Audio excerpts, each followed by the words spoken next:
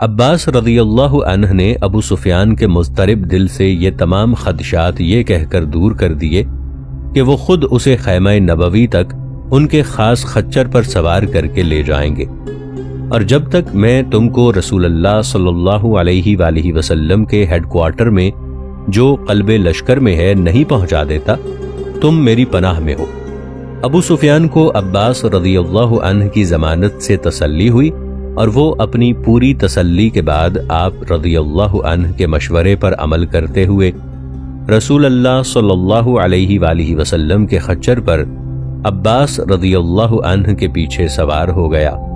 اور وہ دونوں فوج کے خیموں کو چیرتے ہوئے جو ہیڈ کوارٹر کا احاطہ کیے ہوئے تھے،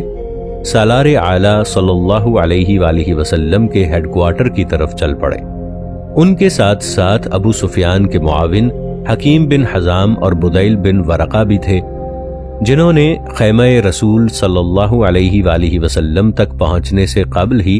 از خود اسلام قبول کرنے کا اعلان کر دیا تھا۔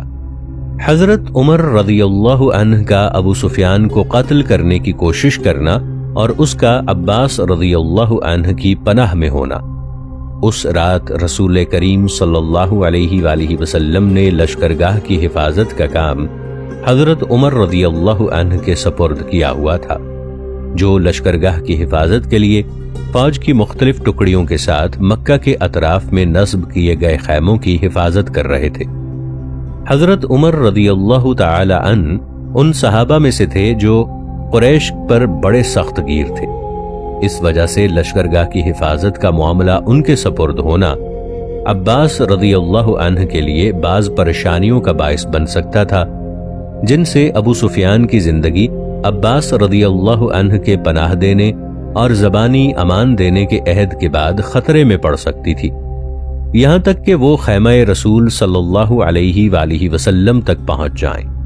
قریش کے سردار اور ان کی فوجوں کے سالار ابو سفیان کا خچر پر سوار ہونا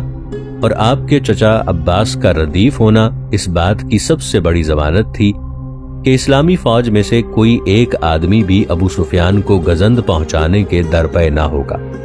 عباس رضی اللہ عنہ بن عبد المطلب جیش نبوی صلی اللہ علیہ وآلہ وسلم کے درمیان سے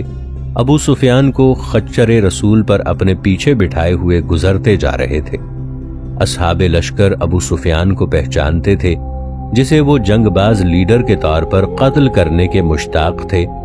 لیکن وہ اس اقدام سے رکے رہے کیونکہ ابو سفیان عباس رضی اللہ عنہ کی معیت میں تھا۔ وہ کہتے تھے عم رسول خچر رسول پر سوار ہے، لہٰذا انہوں نے ابو سفیان کو بغیر کوئی گزند پہنچائے گزرنے دیا، یہاں تک کہ لشکرگاہ کے گشتی دستوں کے ذمہ دار اصحاب نے دونوں سواروں کو رکنے کا حکم دیا، اور جب انہیں پتا چلا کہ یہ عباس رضی اللہ عنہ ہیں تو انہوں نے لشکرگاہ کے اندر جانے کی اجازت دے دی۔ اس طرح لشکر اسلام میں سے کوئی آدمی بھی عباس رضی اللہ عنہ اور ان کے ردیف ابو سفیان پر معترض نہ ہوا، سوائے محافظوں کے سالار حضرت عمر رضی اللہ عنہ بن الخطاب کے۔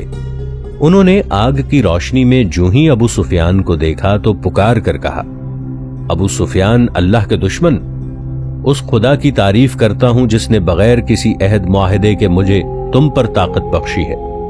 حضرت عمر رضی اللہ عنہ کے لیے ابو سفیان کو قتل کرنا بہت آسان تھا، لیکن انہوں نے باوجود شدید خواہش کے اس کے قتل کرنے میں جلد بازی سے کام نہیں لیا، کیونکہ ابو سفیان خچر رسول پر سوار تھا اور حضور صلی اللہ علیہ وآلہ وسلم کے چچا عباس رضی اللہ عنہ کی پناہ میں تھا۔ اس لیے حضرت عمر رضی اللہ عنہ بصورت تمام حضرت رسول کریم صلی اللہ علیہ وآلہ وسلم کے ہیڈ کوارٹر کی طرف گئے تاکہ عباس رضی اللہ عنہ کے پہنچنے سے قبل ہی وہ آپ صلی اللہ علیہ وآلہ وسلم سے ابو سفیان کی گردن مارنے کی اجازت حاصل کر لیں۔ ابو سفیان کے متعلق معافی کا حکم لینے میں عباس رضی اللہ عنہ کی کامیابی۔ عباس رضی اللہ عنہ کو بھی، جو ابو سفیان کی زندگی کے ذمہ دار تھے، حضرت عمر رضی اللہ عنہ کے ارادے کا احساس ہوا اور ڈرے کہ کہیں وہ پہلے پہنچ کر ابو سفیان کے قتل کی اجازت نہ حاصل کر لے۔ عباس رضی اللہ عنہ نے بھی خچر کو تیز بھگایا تاکہ وہ حضرت عمر رضی اللہ عنہ سے پہلے خیمہ رسول تک پہنچ جائیں اور حسب وعدہ ابو سفیان کے لیے امان حاصل کر لیں۔ عباس رضی اللہ عنہ عملاً کامیاب ہو گئے اور حضرت عمر رضی اللہ عنہ کے پہنچنے سے پہلے ہی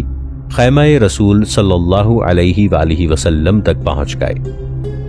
ناظرین، آگے بڑھنے سے پہلے کامنٹ سیکشن میں ہمیں اپنی آراء سے ضرور آگاہ کیجیے گا کہ آپ کو ہماری یہ سیریز کیسی لگ رہی ہے۔ میں ہوں طاہر عبید چودھری۔ آئندہ آنے والی اقساط سے باخبر رہنے کے لیے ہمارے چینل کو سبسکرائب کر لیں اور ساتھ موجود بیل آئیکن کو ضرور کلک کر لیں۔ شکریہ۔ ابو سفیان کی زندگی کی کٹھن گھڑی۔ ابو سفیان کی زندگی کی یہ کٹھن گھڑیاں تھیں، خصوصاً اس وقت کے بعد جو اس نے حضرت عمر رضی اللہ عنہ کو تیزی سے دوڑتے دیکھا تھا تاکہ وہ ان سے ابو سفیان کی موت کا فیصلہ نہ لے لیں۔ حضرت عمر رضی اللہ عنہ بھی فوراً خیمہ رسول صلی اللہ علیہ وآلہ وسلم میں پہنچے۔ ابھی تک عباس رضی اللہ عنہ اور ابو سفیان نے خیمے میں اپنی نشست نہیں سنبھالی تھی۔ ابو سفیان فاروق اعظم رضی اللہ عنہ کو دیکھ کر پریشان ہو گیا، کیونکہ ابھی عباس رضی اللہ عنہ نے ابو سفیان کے لیے رسول اللہ صلی اللہ علیہ وآلہ وسلم سے امان حاصل نہیں کی تھی، اور عباس رضی اللہ عنہ کے التماس کرنے سے قبل ہی حضرت عمر رضی اللہ عنہ نے رسول کریم صلی اللہ علیہ وآلہ وسلم سے ابو سفیان کو قتل کرنے کی اجازت طلب کی، مگر عباس رضی اللہ عنہ اپنی کوشش میں کامیاب ہو گئے اور انہوں نے ابو سفیان کے لیے رسول اللہ صلی اللہ علیہ وآلہ وسلم سے امان حاصل کر لی، جس کا انہوں نے ابو سفیان سے وعدہ کیا ہوا تھا۔ یہ امان انہوں نے فاروق اعظم رضی اللہ عنہ کے اصرار اذن قتل ابو سفیان کے باوجود حاصل کر لی۔ خیمہ رسول صلی اللہ علیہ وآلہ وسلم میں عباس رضی اللہ عنہ اور فاروق رضی اللہ عنہ کی نوک جھونک۔ ابو سفیان کے بارے میں عباس رضی اللہ عنہ اور حضرت عمر رضی اللہ عنہ کے درمیان نوک جھونک شروع ہو گئی۔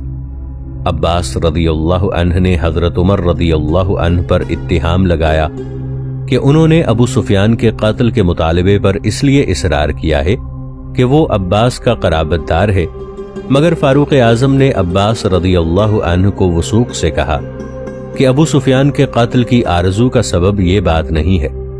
بلکہ یہ آرزو اس وجہ سے ہے کہ یہ مکہ میں کفر کا سردار ہے۔ کتب سیرت میں بیان ہوا ہے کہ جب حضرت عمر رضی اللہ عنہ خیمہ رسول میں پہنچے تو اسی وقت انہوں نے ابو سفیان کو قتل کرنے کی اجازت طلب کرتے ہوئے کہا، یا رسول اللہ صلی اللہ علیہ وآلہ وسلم، یہ ابو سفیان دشمن خدا ہے، خدا تعالیٰ نے بغیر عہد معاہدے کے ہمیں اس پر طاقت بخشی ہے، مجھے اس کے قتل کی اجازت دیجیے۔ عباس رضی اللہ عنہ نے اس مطالبے پر اعتراض کیا اور کہا، یا رسول اللہ صلی اللہ علیہ وآلہ وسلم، میں نے اسے پناہ دی ہے۔ حضرت عمر رضی اللہ عنہ نے دوبارہ قتل ابی سفیان کا مطالبہ دہرایا تو عباس رضی اللہ عنہ غضبناک ہو گئے، کیونکہ ابو سفیان کو مارنا عباس رضی اللہ عنہ کے اس عہد کو توڑنا تھا جو ابو سفیان نے آپ رضی اللہ عنہ سے لیا تھا، اور عربوں میں پناہ کا معاملہ بڑی اہمیت کا حامل ہوتا ہے۔ عباس رضی اللہ عنہ نے حضرت عمر رضی اللہ عنہ سے تعریف کے رنگ میں کہا، عمر بس کیجئے، خدا کی قسم تو یہ کام صرف اس لیے کر رہا ہے کہ ابو سفیان بنی عبد مناف کا ایک آدمی ہے، اگر یہ بنی عدی بن کعب میں سے ہوتا جو ابن خطاب کا خاندان ہے تو یہ بات نہ کہتا۔ حضرت عمر رضی اللہ عنہ نے حضرت نبی کریم صلی اللہ علیہ وآلہ وسلم کے چچا کے اتہام کی تردید کرتے ہوئے صراحتاً کہا، عباس رضی اللہ عنہ بس کیجئے، خدا کی قسم جس روز آپ اسلام لائے آپ کا اسلام لانا میرے باپ کے اسلام لانے سے بھی مجھے زیادہ محبوب تھا، اگر وہ اسلام لاتا، اس لیے کہ آپ کا اسلام لانا رسول کریم صلی اللہ علیہ وآلہ وسلم کو خطاب کے اسلام لانے سے اگر وہ اسلام لاتا زیادہ محبوب تھا۔ حضرت عمر رضی اللہ عنہ اور عباس رضی اللہ عنہ کا یہ مجادلہ رسول کریم صلی اللہ علیہ وآلہ وسلم کے سامنے ہوا، مگر آپ صلی اللہ علیہ وآلہ وسلم نے کسی کو ملامت نہ کی، کیونکہ آپ صلی اللہ علیہ وآلہ وسلم جانتے تھے کہ دونوں کا مقصد نیک ہے۔ عباس رضی اللہ عنہ نے جو اپنے امزاد ابو سفیان کی سلامتی کی آرزو کی تو یہ بھی نیک مقصد سے تھی، اور وہ یہ کہ اس کا قتل سے بچ جانا اس کے اسلام کا سبب بن جائے گا، اور دوسرے یہ کہ اس وجہ سے اس کی قوم یعنی قریش سب کی سب اسلام کی طرف مائل ہو جائے گی، مکہ جنگ کی خرابیوں اور ہلاکتوں سے محفوظ ہو جائے گا، کیونکہ وہ قریش کا سردار اور آزاد نمائندہ تھا۔ اور جب جیش نبوی صلی اللہ علیہ وآلہ وسلم مکہ میں داخل ہوگا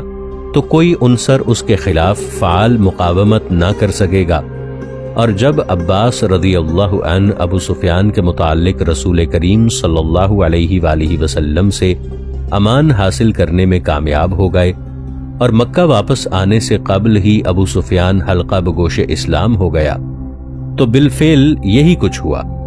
یعنی کوئی مقاومت نہ ہوئی۔ اور دوسری جانب حضرت عمر رضی اللہ عنہ نے جب رسول کریم صلی اللہ علیہ وآلہ وسلم سے ابو سفیان کے قتل کی اجازت طلب کی تو ان کی مخلصانہ کوشش یہ تھی کہ وہ کفر کے سربراہ کا سر کچل دیں، اور ابو سفیان اس وقت کفر کے ان عظیم ترین سرداروں میں سے تھا جنہوں نے رسول کریم صلی اللہ علیہ وآلہ وسلم کے قتل کرنے کی سازش کی تھی،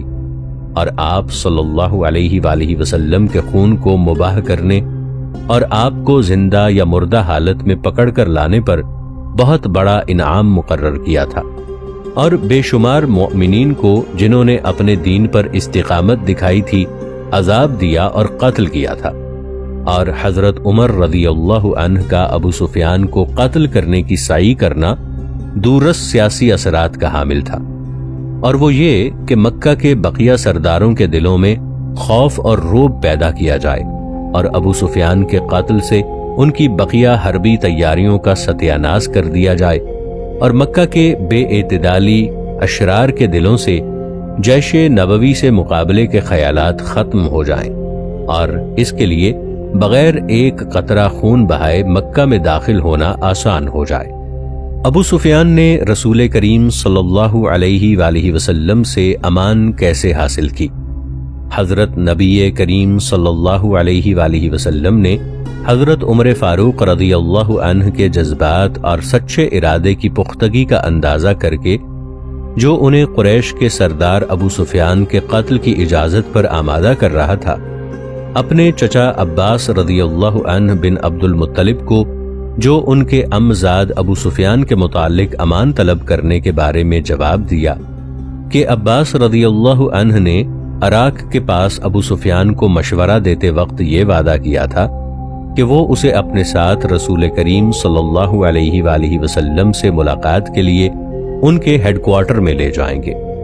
امام طبری ہمارے لیے اس تاریخی واقعے کو بیان کرتے ہوئے رقم تراز ہیں جو عباس رضی اللہ عنہ کی بہترین مساعی کی کامیابی سے تعلق رکھتا ہے، جن کی وجہ سے مکہ جنگ کی تباہ کاریوں سے بچ گیا۔ اگر ابو سفیان اپنے دوست اور امزاد عباس رضی اللہ عنہ کے مشورے کو الہی اشاروں کے مطابق نہ مانتے تو قریب تھا کہ قریش کا بڑا حصہ تباہ ہو جاتا، بس اس نے پہلے اسلام قبول کیا، پھر اس نے بعد میں مکہ جا کر اپنی قوم کو ہتھیار ڈالنے اور حملہ آور فوج سے مقابلہ نہ کرنے کی ترغیب دی۔ طبری اپنی کتاب تاریخ الرسل والملوک جلد 3 صفحہ 53 پر لکھتا ہے کہ جب عباس رضی اللہ عنہ نے ابو سفیان کو عراق کے پاس رات کی تاریکی میں یہ خبر دی کہ رسول کریم صلی اللہ علیہ وآلہ وسلم مکہ کے مضافات میں ایک ایسے لشکر کے ساتھ پڑاؤ کیے ہوئے ہیں جس کے مقابلے کی قریش طاقت نہیں رکھتے، تو ابو سفیان نے عباس رضی اللہ عنہ سے کہا،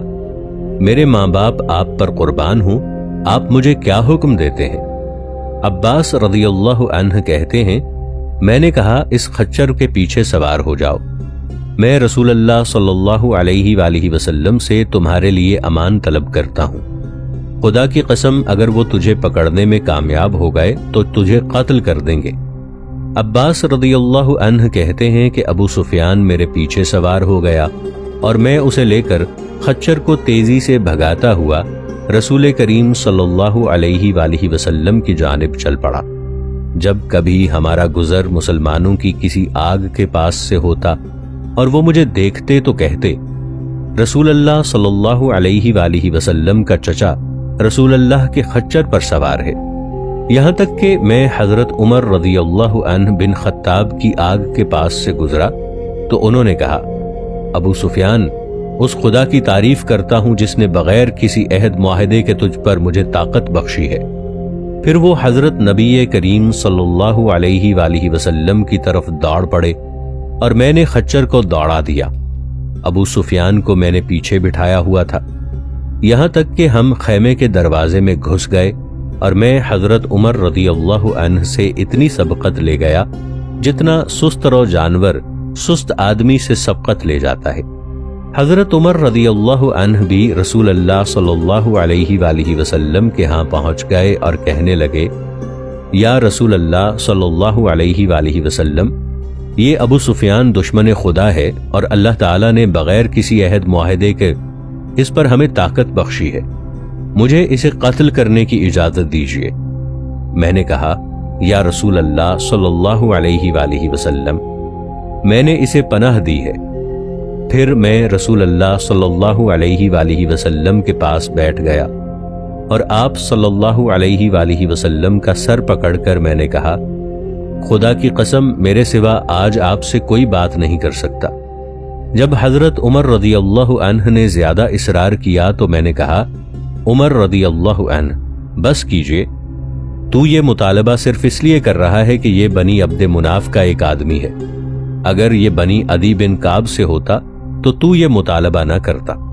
حضرت عمر رضی اللہ عنہ نے جواب دیا عباس رضی اللہ عنہ، بس کیجئے،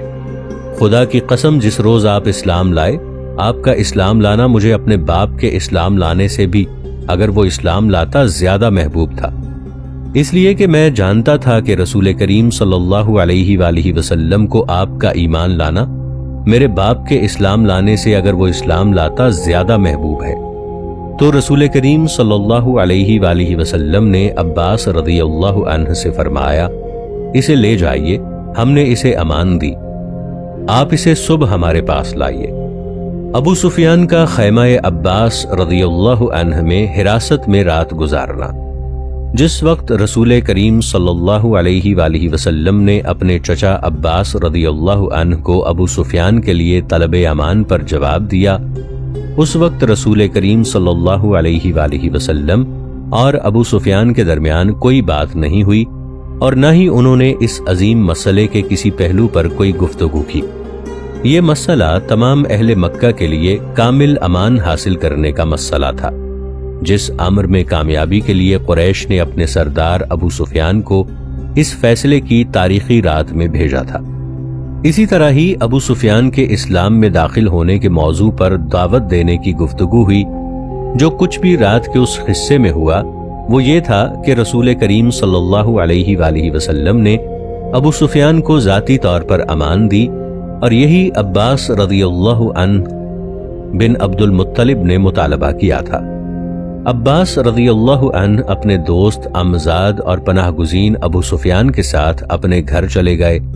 جو لشکر نبوی صلی اللہ علیہ وآلہ وسلم کے اندر تھا، اور ابو سفیان کے خیمے کے ارد گرد سخت پہرا لگا دیا گیا کہ وہ کہیں مکہ کی طرف نہ بھاگ پائے، کہ وہ ابھی تک ناقابل اعتبار مشرک تھا اور لشکر نبوی صلی اللہ علیہ وآلہ وسلم ہنگامی اور جنگی پوزیشن میں تھا، اور لشکرگاہ کے محافظوں کے لیڈر اس بات کے خواہش مند تھے کہ لشکر کا کوئی راز مکہ کی طرف نہ جائے۔ اس بات سے خائف تھے کہ کوئی راز قریش کے سردار کے ہاتھ نہ لگ جائے جو لشکرگاہ کے اندر داخل ہو کر خیمہ رسول صلی اللہ علیہ وآلہ وسلم تک گیا ہے۔ آپ صلی اللہ علیہ وآلہ وسلم نے یہ ضرور بتا دیا تھا کہ قریش کو اسی وقت ہمارے متعلق پتہ چلے جب جیش نبوی صلی اللہ علیہ وآلہ وسلم مکہ پر قبضہ کر لے، اس لیے واللہ عالم رسول کریم صلی اللہ علیہ وآلہ وسلم نے اپنے چچا کو زحمت دی کہ ابو سفیان ان کے ساتھ ایک ہی خیمے میں رات گزارے۔ اس میں گرفتاری یا حفاظتی پابندی کے معنی پائے جاتے ہیں، بلکہ حقیقت بھی یہی تھی